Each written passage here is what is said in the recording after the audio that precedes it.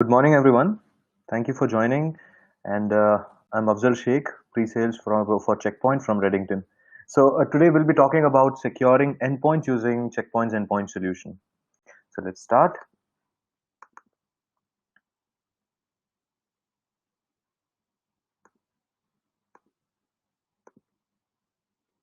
All right. So when it comes to CheckPoint's endpoint solution, it totally depends on the agent, as in it's an agent-based solution, like most of them out there. So the name of the endpoint agent is called as Sandblast, right? So when you install this 25 MB initial agent on your endpoint and you select a couple of features, right, you get to have all the functionalities that you have selected, right? For example, you can select threat prevention, which is mainly used to protect from the virus and malware, etc., right? So you get to have this threat prevention module. Then you have file emulation and file sanitization module, which is in normal terms it's called a sandboxing, right? It gives you ability to sandbox it. And then the good thing about sandboxing is it does it a little differently. Like it uses a combination of file emulation and file extraction, or you could say threat emulation or threat extraction, right? We'll be talking about how exactly the threat emulation and threat extraction module work, right, in a shorter while. Additionally, when it comes to antivirus module, it has two layers of defenses. The first one being signature-based detection. That is, it maintains a database of signatures, right? And the moment your packet gets inside, it's going to decode the packet, extract the SHA value from that particular packet, and compare it against the database of signatures, right? The moment a match is found, it's going to take an action which you have already configured in your solution, right? And let's say that a signature for that particular packet is not found. What it does is that it forwards that particular packet to the second layer of defense that's your artificial intelligence engine, also called as behavioral guard. And what happens in behavioral guard is that it uses a combination of artificial intelligence and machine learning, right? It uses machine learning to collect the metadata from endpoints. So what it does is that it's not going to collect everything that it sees in a particular endpoint. What it does is that it only collects indicators of attacks. For example, let's say that a ransomware attack is going on. So rather than sending the whole packets, or you could say whatever is, whatever the system event is there going on at that point of time, it's not really going to send everything. So what it does is that it's going to send only the interested packets. For example, let's say, as I mentioned, let's take an example of ransomware, right? So what happens in the case of ransomware is that the normal behavior, as in, I would say that legitimate behavior would be that, let's say, an encryption routine is being invoked in a particular endpoint, and Microsoft cryptographic service is running. That's a legitimate behavior, right? But it would become suspicious when, let's say, that the Microsoft cryptographic service is not running, but still the encryption routine is being invoked. In that case, it's a clear-cut indication that there is some other application residing in that particular endpoint which is invoking this encryption routine, right? So it's going to send these, I would say, interested packets, right? Or you could say that packets of interest to the cloud. The name of that cloud where your artificial intelligence sits is called as behavioral guard. So all these packets of interest are being sent to behavioral guard for analysis purpose, and then behavioral guard and analyzes the packet, and then it would, if necessary, it would also sandbox it, and then eventually it will give you out the verdict saying whether or not this is malicious, right? Additionally, you get to have zero-day phishing capabilities, as in, let's say a phishing attack is going on, it would just make sure that it's a phishing by looking for certain heuristics, right? And then it would have it blocked for you. Finally, you can take a couple of actions such as detecting and quarantining infections. And then it has the anti-ransomware module, that's to protect from the ransomware attacks. Finally, you get to have EDR, that's to make sure that, or you could say, investigate all the attacks that have taken place in certain period of time, right? You could set the time frame to be anything, and then you can investigate when exactly that the attack take place, how did it take place, which was the first point of entry, and what was the business impact did it have, was it remediated or not. So all these informations you can get in your EDR module, right? So when it comes to online protection that it has to offer, it comes with threat extraction module. I'll be explaining about you this in a while. And then you have anti-bot, that's to tackle your botnet attacks. You have URL filtering, that's to block or allow certain URLs. Then you have anti-ransomware module, specifically designed to target the ransomware attacks, right? Then you get to have offline protection, and in the case of your offline protection, you get anti-exploit module, right? and you get CADIT, that is context-based detection and prevention. You get behavioral guard, and additionally you get your EDR module as well, along with zero phishing. And lastly, you get EDR, and inside your EDR module, you can do your full attack chain remediation, you can do forensics, you can also get a little bit of sandboxing, right? That's your threat emulation, right?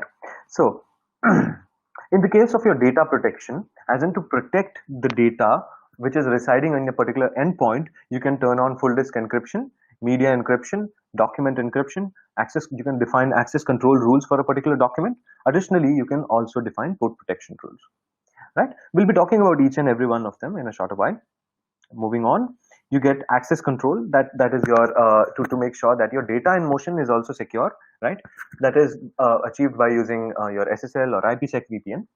Then you get to write a couple of posture policies that comes as a part of endpoint compliance module, where you can define a policy saying that, okay, if this particular endpoint of ours does not have a latest patch updated, please declare that asset as a non-compliant asset, and you can take certain actions on it.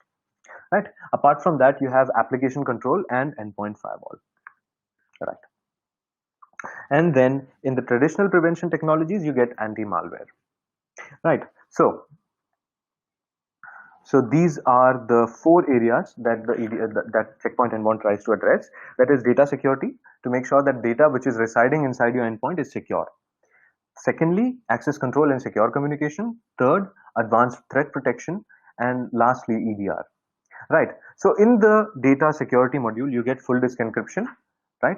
We just spoke about it. And with this, you can encrypt the full device, right, or disk of the a particular endpoint. And additionally, you can also encrypt medias such as your pen drives, it could be hard disks, etc. And you can also define a little bit of your device control rules, saying that, okay, these are the devices which I would like to block, and these are the devices which I'd like to allow, right? And inside the access control and secure communication module, you get endpoint firewall, application control, compliance module, IPsec VPN, SSL VPN. And inside your threat prevention module, these are a couple of options that you have, such as anti-ransomware, anti-bot, anti-exploit, behavioral guard, URL filtering, etc. And lastly, in EDR module, you can do your investigation. That is generally done by using forensics collection, right? So moving forward, how exactly does the Sandblast agent work? So what happens is that, let's say that you have downloaded a particular file from a browser, right? So what it does is that the moment a file is being downloaded, it generates a copy of that file and it sends it to the end device. Already, the first thing that it does is that it will forward a copy of that file to the endpoint, and then the main file is sent to Sandblast service for the emulation purpose, right?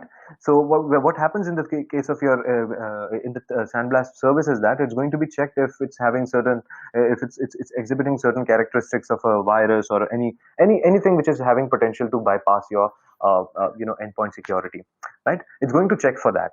At the same time, it's not really, when I say that it's going to forward a copy of that file to the endpoint, it is not going to forward the copy as it is. So what it does is that it's going to extract all the dynamic contents from that file, right? Anything which is capable of triggering any other function, or if it's having some sort of regex, or if it's having some sort of macros, right? It's going to remove all the dynamic content and create a PDF copy of it, so that you can only view the content of it, right?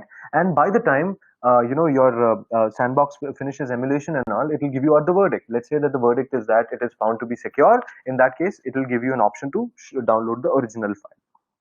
But let's say it was found to be malicious. In that case, it can be deleted, right?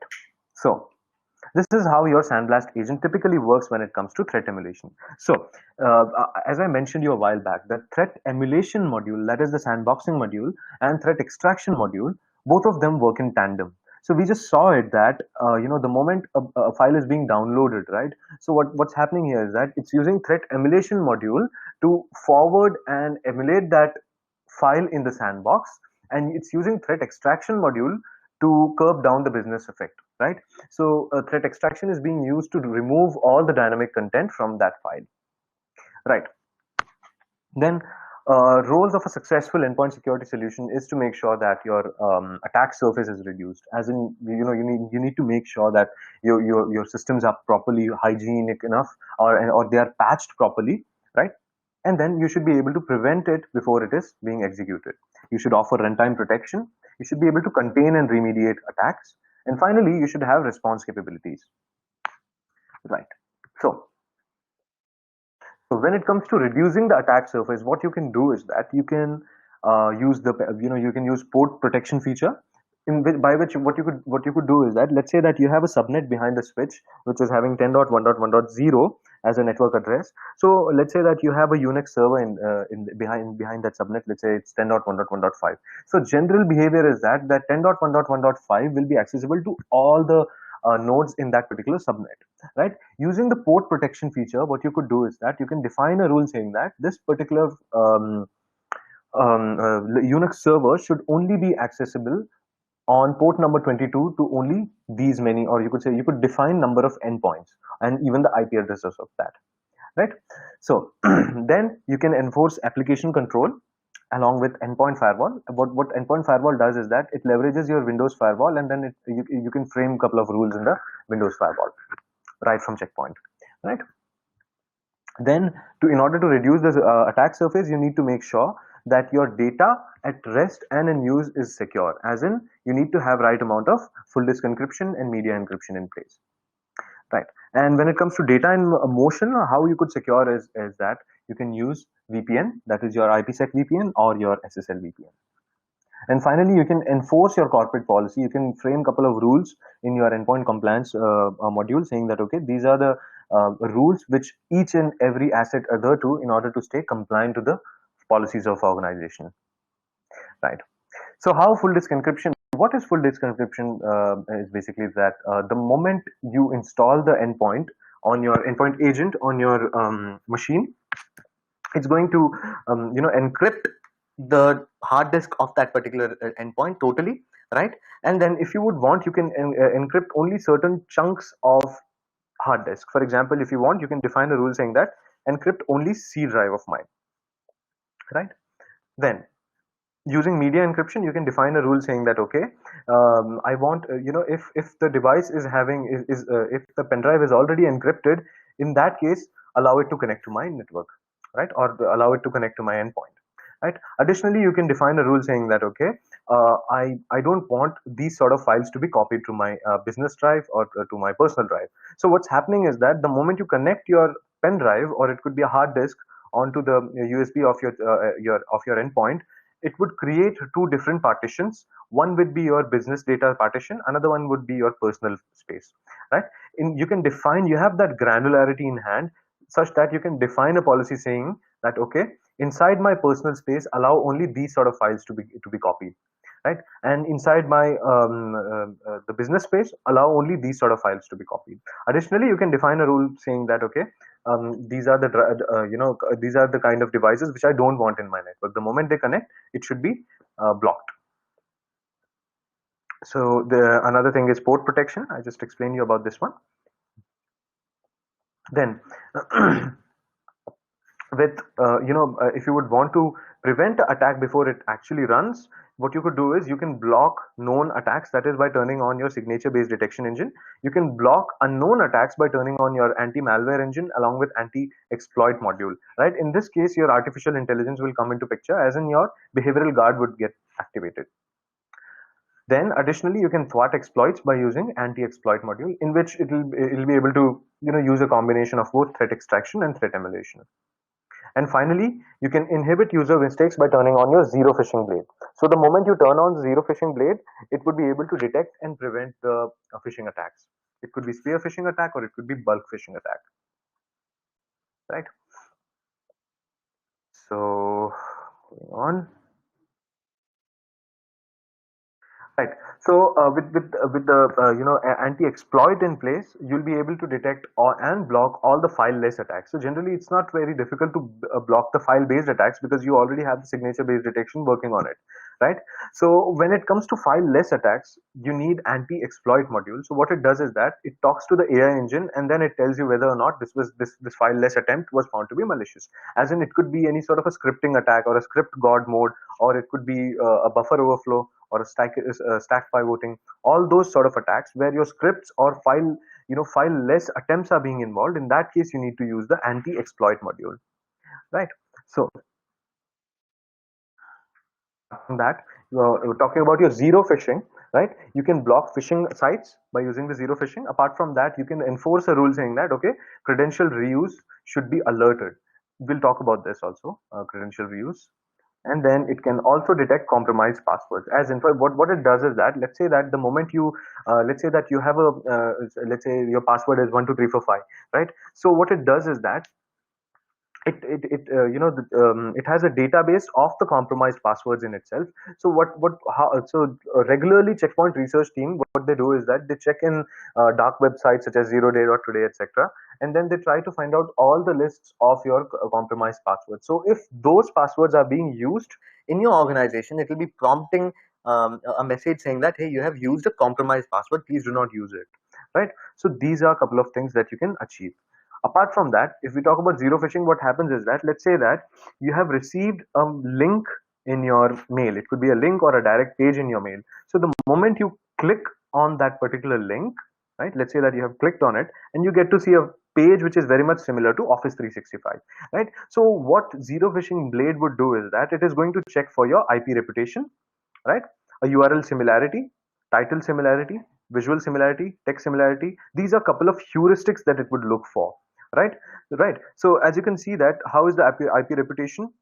It's fine, right? A URL similarity, yes, it is kind of similar because it's not using office365.com. It could be something like 0FFIC365.com. So there is a little bit of URL similarity which is being found. Apart from that, is there any lookalike characters or any favicon which is a copy of the genuine site? It's going to look for all these heuristics. The more matches found, it would proportionally give rise to the phishing score, right? And the moment your phishing score rises, that means your confidence is rising. So you, based on the severity that you have configured on your checkpoint endpoint console, it is going to take actions on it, right? So for example, if your severity is like critical, as in it's set to the highest one, in that case what it would do is that it is going to look for even minimum phishing score. Even if the minimum phishing score is like 30%, it is still going to block it. So you need to set up accordingly, right?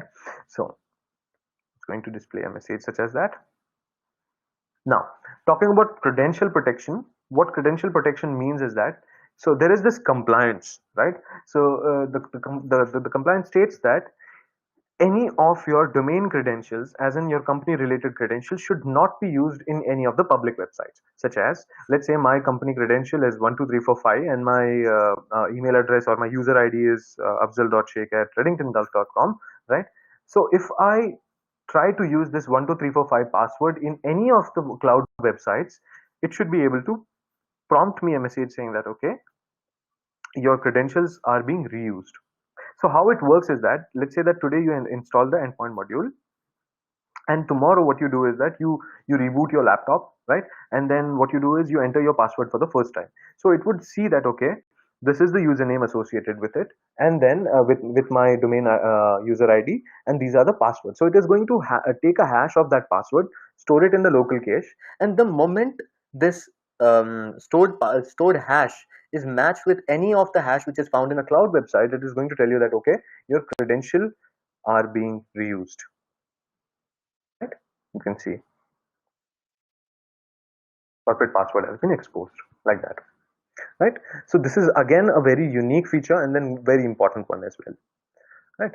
So when it comes to runtime protection, it uses anti-ransomware blade to detect any sign of a ransomware activity. This totally depends on your AI ML module, as in behavioral analytics engine, that is behavioral guard, right? And then using behavioral guard, it is able to detect on all zero-day attacks and all malwares of any unknown family. It's able to detect that.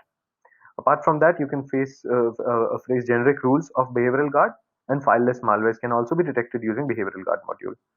It uses anti-evasion technology to block any sort of a attempt being made to evade your firewall measure.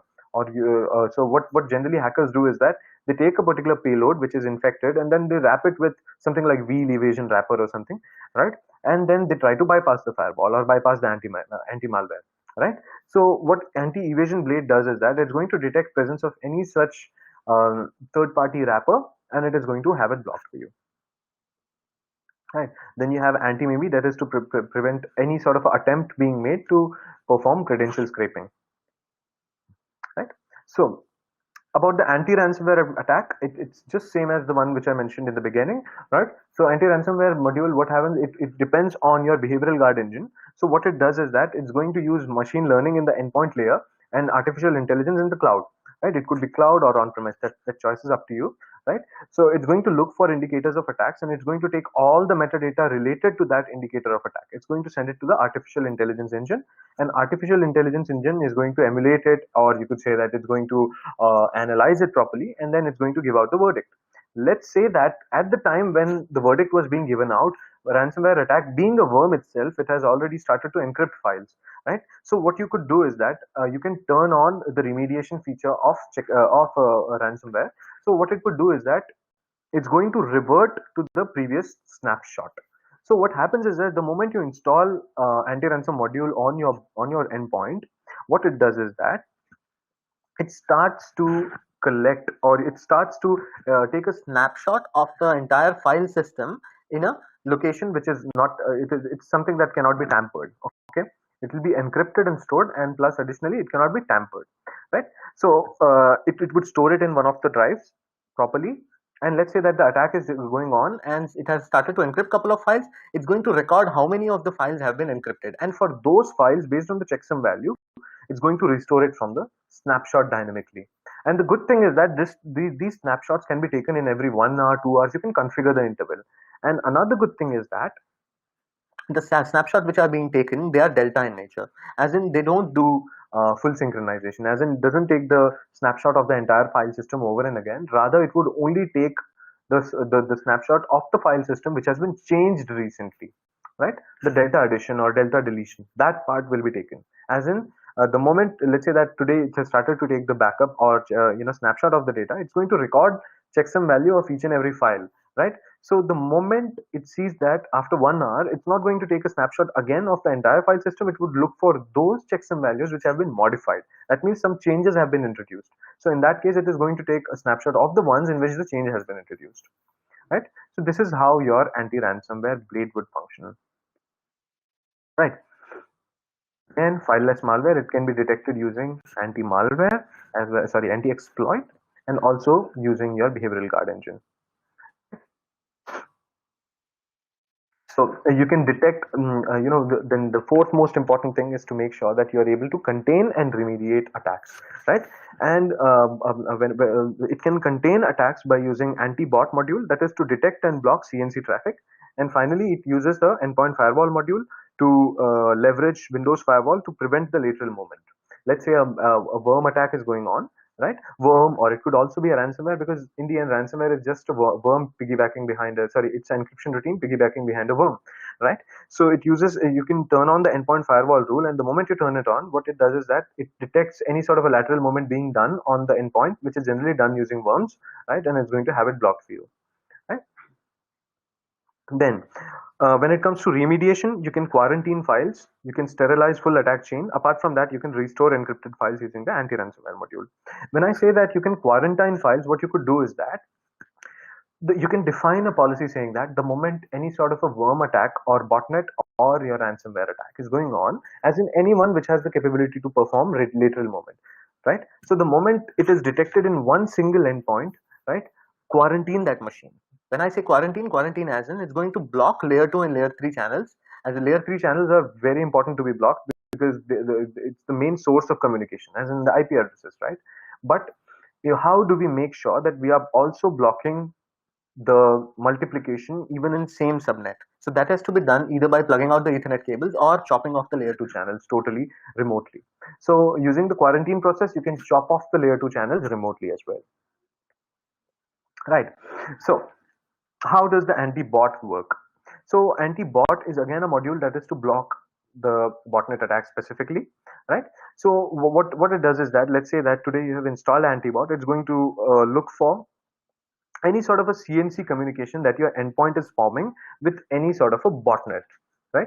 Then what it does is it checks the CNC channel. It takes out the destination address of that CNC channel and it checks in its database based on the heuristics. Heuristics could be IP reputation, similarity of the titles, it could be domain reputation or a blacklisted domain, etc. It's going to look for all these domain heuristics, right? And eventually it's going to decide whether this was found to be malicious or not.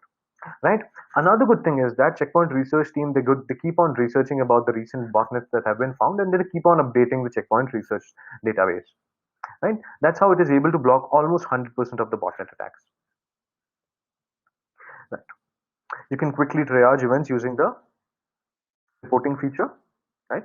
EDR function. That's your. You can see, you can understand, this is how the reports would look like. It's very much concise. As you can see that you have a couple of modules here to look at the general overview, to understand the entry point, to understand the remediation that had taken place, to understand the business impact it had, along with the suspicious activities that it exhibited, right? Along with the incident details, right? It's going to tell you whether or not this has been remediated, right?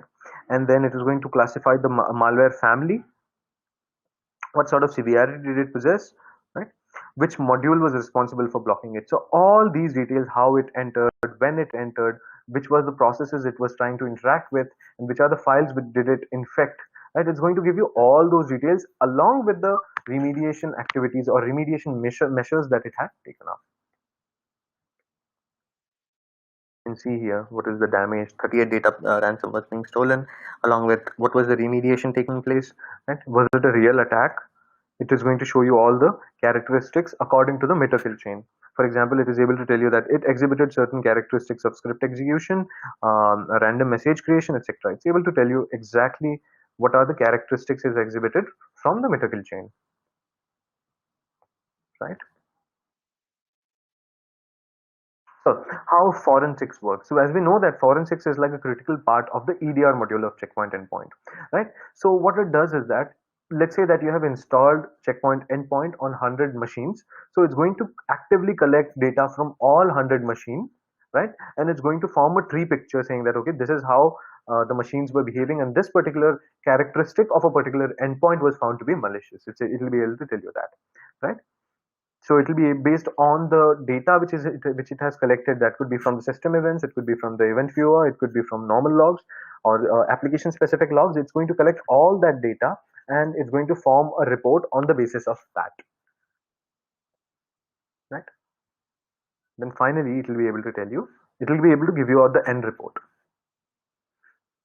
These are a couple of platforms that are being supported for now. As you can see that the Windows is supported, Mac OS is being supported, Chromebooks are supported, and VDI has also been supported. As of now, this is generally available, but this is more like this will be like fully concrete by the end of next month, right? So these are the technologies, threat prevention technologies. As you can see, threat emulation, that's your sandbox engine, threat extraction to extract the dynamic content, zero phishing, right, to tackle phishing attacks, forensics, that's your EDR, anti-ransomware, that's your anti-ransomware module, Blade, right? And finally, these are your baseline threat prevention technologies, access control, antivirus, anti-bot, right? So that's pretty much it. Now you can ask me questions if you have. All right. So if you have any questions, please feel free to write back to us, and then we can have a separate session if you would like. Right. So that's pretty much it. Thank you everyone for your time. Have a great day.